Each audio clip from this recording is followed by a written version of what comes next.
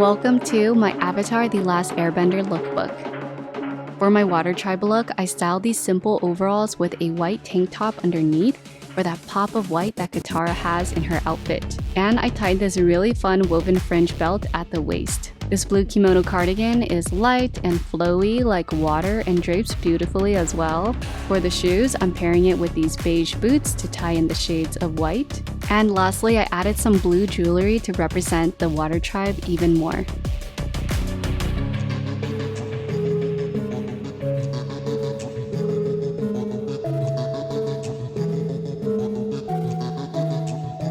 You can't knock me down!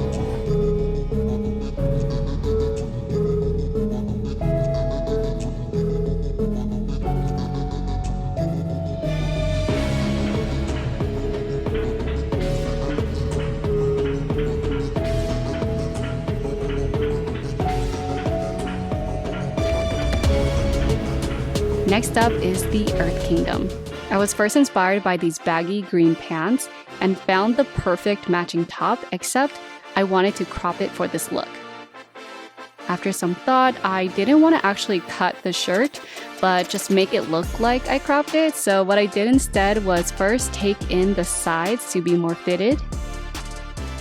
Then I folded the shirt under by how short I wanted it to be and hemmed the bottom without cutting any of the shirt away. This is probably not even necessary because I could just tuck it under, but I figured this would help the hem lay more flat and look clean. I styled this look with the same beige boots and my husband's crossbody bag, and I also rolled up the waist of the pants to shorten the crotch a little more. To complete the look, I added a beige bucket hat. Earthbend, Twinkle Toes.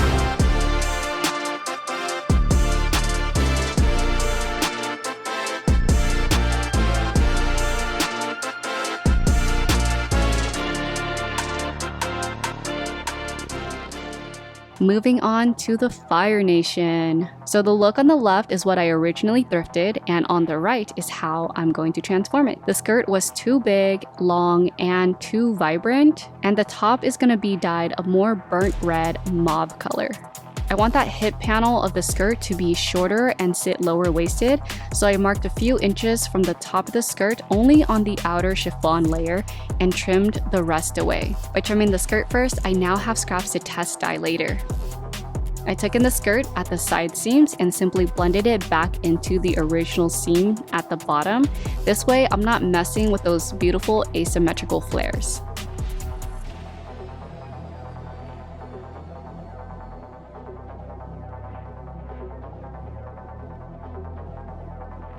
I trimmed the extra seam allowance away and finished the raw edges, and now I can sew the lining back on by facing the two layers right sides together and sewing around the waist.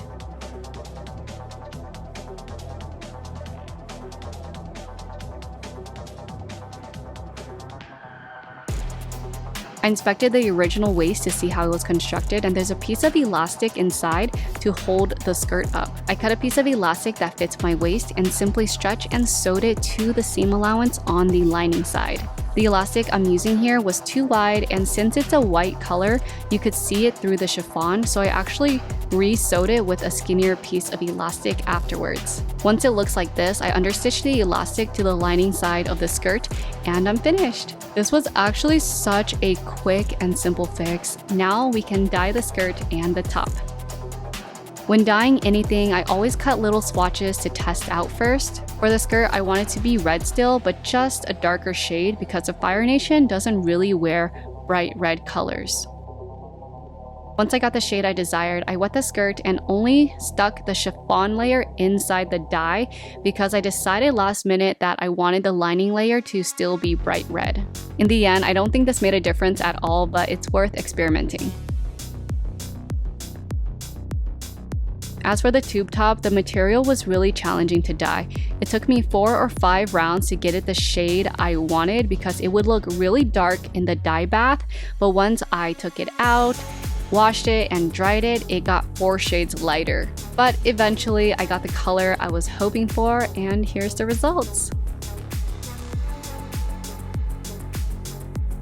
These boots were actually the first items I thrifted for the Fire Nation, and I just love the dark wine color. Next, I found the most perfect red and gold earrings from Nordstrom Rack, but I felt like it would look better as a necklace, so I broke off the backside and tied a suede string through the hole and simply tied it around my neck. I styled the rest of the look with a gold belt, some black bracelets, and this thrifted brown bag. Don't flatter yourself. You were never even a player.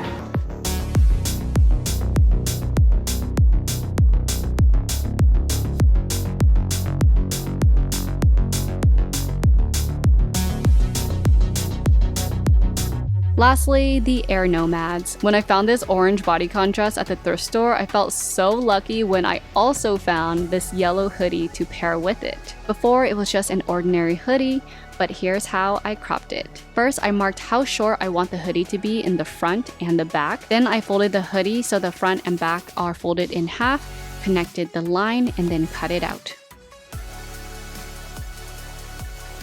The hoodie was still so loose, so I took it in at the sides, and then I added some pleats in the front and back to make it even more fitted. These pleats added such a cool look while maintaining the bagginess of the hoodie. To sew the pleats down, I just sewed up the fold by a couple inches and sewed across the bottom to hold the pleats in place. The last alteration I did was shorten the sleeves by tucking it inside and sewing a seam about 5/8 of an inch from the folded edge.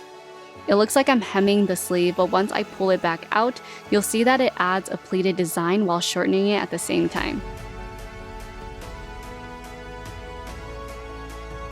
Now that we have two of Aang's colors, the next thing I wanted to incorporate was the blue from his arrow tattoos. I found this blue hat at the same thrift store, and as for the shoes, I found them at Nordstrom Rack, and I'm so obsessed with them because they remind me a lot of his tattoos. And to top it all off, I found this red crossbody bag on the Facebook Marketplace. Here's the final look!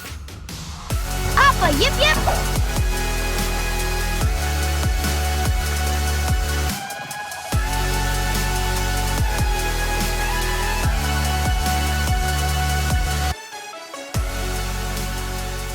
Make sure you watch my YouTube shorts to see the fun video I made at all of these epic locations, and give this video a thumbs up if you enjoyed it. Thank you so much for watching, and I'll see you next time. Bye!